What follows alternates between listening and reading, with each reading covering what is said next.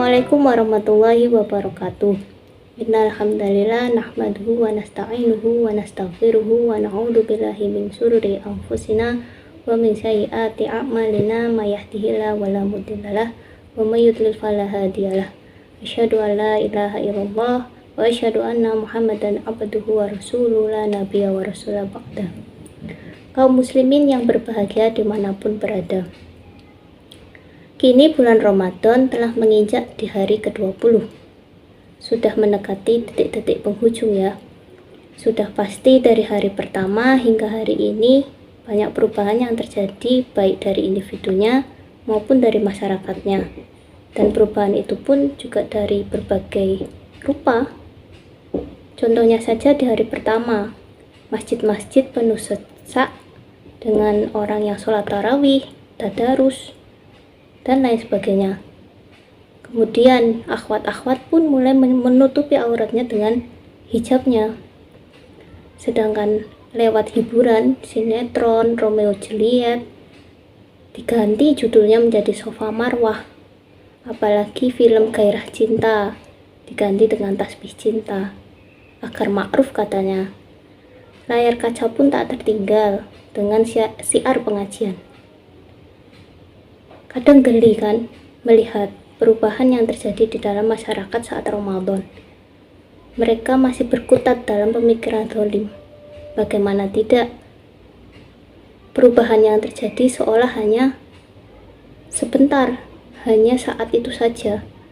Tapi ketika kita lihat lagi, Ramadan memang ajaib, bisa merubah seorang individu menjadi mengalami perubahan 180 derajat.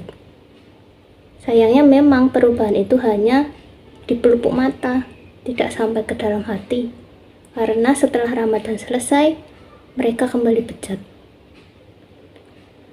Bahkan Ramadan belum selesai pun, manusia-manusia sudah beralih lagi kan.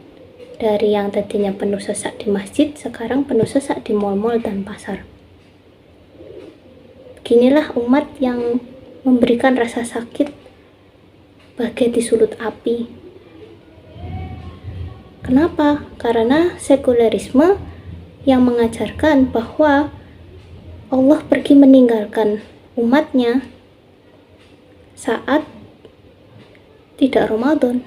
Jadi Allah hanya ada dan menghitung amalan para umatnya, para hambanya saat Ramadan saja.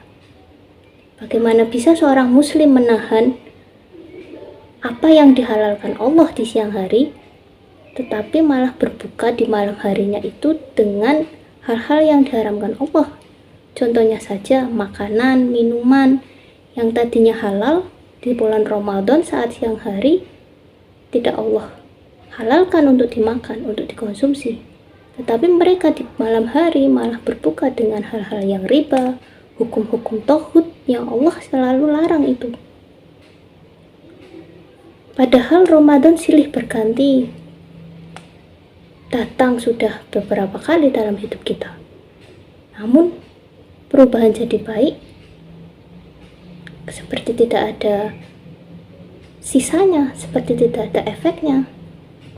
Bahkan dalam satu bulan itu pun tidak ada perubahan yang nyata, hanya beberapa minggu saja. Sebagai pengemban dakwah, perjuangan dakwah seperti tak ada hasil, atau mungkin ini hanya prasangka karena dahsyatnya gempuran kapitalisme.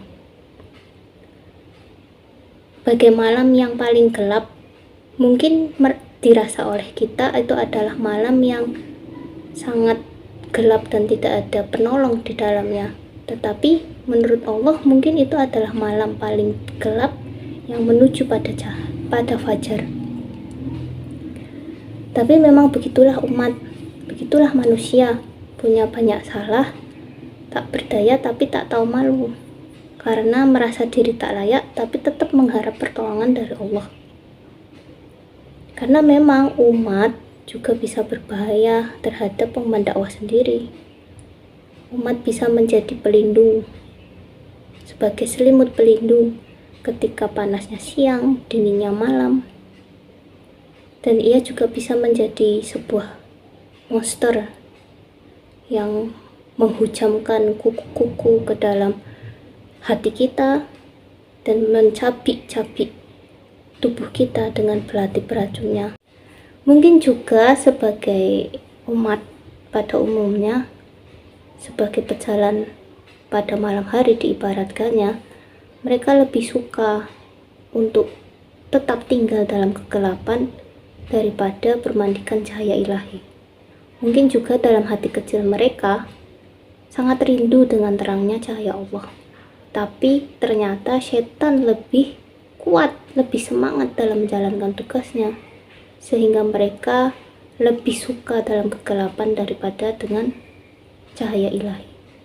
Naudzubillah. Mereka seolah lupa bahwa lebih baik, lebih terhormat mati dalam cahaya daripada hidup dalam kegelapan.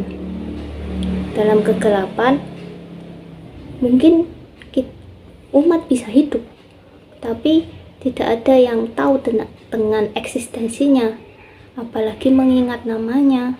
Bukan sebuah kewajiban bagi orang lain untuk mengingatnya, kan?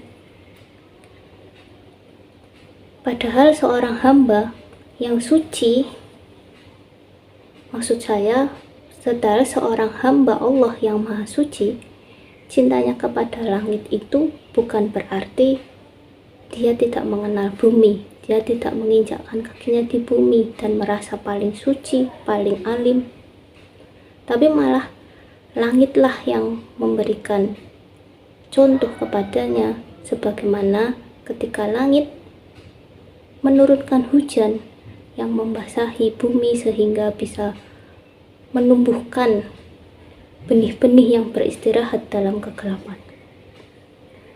Dan satu hal, keniscayaan ketika kita cinta kepada Allah selalu menghadiahkan berbagai banyak hal. Sebagai contohnya, kita hidup dalam keberkahan, kita merasa aman, kita merasa nyaman, kita merasa cukup. Itu karena cinta kita kepada Allah. Dan tentunya hanya yang merasakan itu adalah orang-orang yang cintanya itu tulus kepada Allah, karena selalu taat kepada perintah-perintahnya. Bukannya untuk bagi orang-orang yang setengah-setengah dalam cintanya kepada Allah. Apalagi ketika ingat Allah hanya pada bulan Ramadan saja. Apalagi hadiah Allah yang berikan kepada para pengemban dakwah, bagi pengemban dakwah yang berjuang sebagaimana Rasulullah dulu. Allah menghadiahkan kepadanya doa yang tiada putus baginya untuk meraih keutamaan dalam bulan Ramadan. Dan Allah juga melimpahkan rahmat dalam lidah dan air matanya. Sebagai contoh, melalui lidah, ia selalu berdoa agar pengemban dakwah mampu merengkuh kemuliaan Ramadan. Dalam lidahnya, tiap perkataan para pengemban dakwah bagaikan penyambung nafas dunia yang mampu menghindarkan umat kepada kerusakan, kemaksiatan yang tiada habisnya. Air matanya pun menggambarkan perjuangan yang tiada mengenal lelah, mengenal henti, mengenal waktu, walaupun dalam perjuangan itu menemui berbagai kesulitan dan kesakitan yang teramat sangat. Mungkin apalagi respon dari umat bagaikan api, bagaikan laron yang tak suka dihalau api. Mungkin juga respon umat seperti tangan yang tidak mau dihalau dari kecelakaan. Namun kita sadari, kan, bahwa bukankah itu adalah kenikmatan dalam dakwah, sebagaimana dakwah yang dilakukan junjungan besar Nabi Muhammad SAW, penghulu segala kebaikan. Maka mari kita merenungkan, apakah pantas kita berkeluh kesah terhadap dakwah, manakala tauladan kita Nabi Muhammad SAW melakukannya tanpa mengenal lelah. Benar kan, logam memang bisa berkarat, tapi emas tetaplah emas. Dan waktu adalah pemisah antara keistiqomahan dan yang ditinggalkan.